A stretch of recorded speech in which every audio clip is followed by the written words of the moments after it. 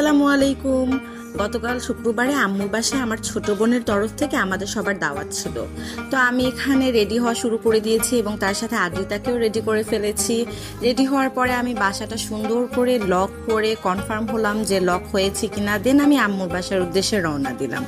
তো এদিকে হচ্ছে কি আমি আম্মুর বাসায় চলে এসেছি, আর আসার পরপরই আমি আমার শ্যুট শুরু করে দিয়েছি। আসলে এই সমস্ত শ্যুট কিংবা রিলের পিছনে আপনারা যা দেখেন বেসিক্যালি বাস্তবে এরকম কিছুই হয় না। এই শ্যুটের পিছনে হয় অনেক ফান, আবার সামটাইমস অনেক ঝগড়াও হয়, কারণ প্রত্যেকেই নিজের ফটোস কিংবা ভিডিওস নিয়ে স্যাটিসফাইড থাকে না। বাট অবভিয়াসলি অনেক অনেক অনেক বেশি মজা হয়। এদিক দিয়ে বাচ্চারা তাদের ঈদের সালামিগুলো গুনে গুনে ব্যাংকে ঢালছে, আর অন্যদিক দিয়ে রান্নাঘরে এসে দেখি যে আম্মু পোলাও রান্না করার প্রিপারেশন নিচ্ছে। মূলত আম্মু সব রান্না আগেই করে রেখেছিল, শুধু আমরা যাওয়ার পরে আম্মু হচ্ছে গিয়ে পোলাওটা বসালো।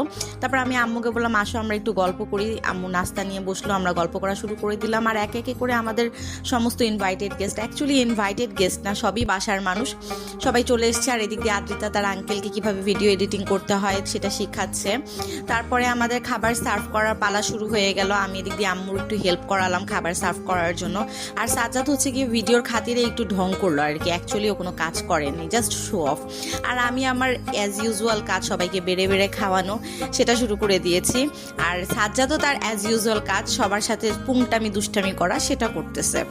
তো এদিক দিয়ে রবিন ভাই খালি সালাদই খাবে আর মাংস খাবে, মানে রবিন ভাই সালাদ আর মাংস খায়, ভাত খায় না, কিন্তু তাও ওনার ওজন কমে না কেন সেটা আমি জানি না।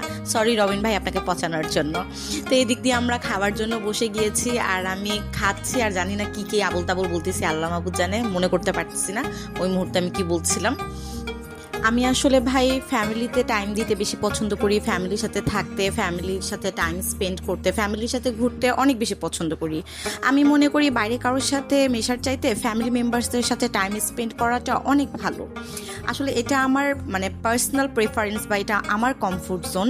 আমার সাথে আপনাদের মতের মিল নাও হতে পারে। আমার মনে হয় কি দিন শেষে এরাই থাকে, এরাই পাশে দাঁড়ায়।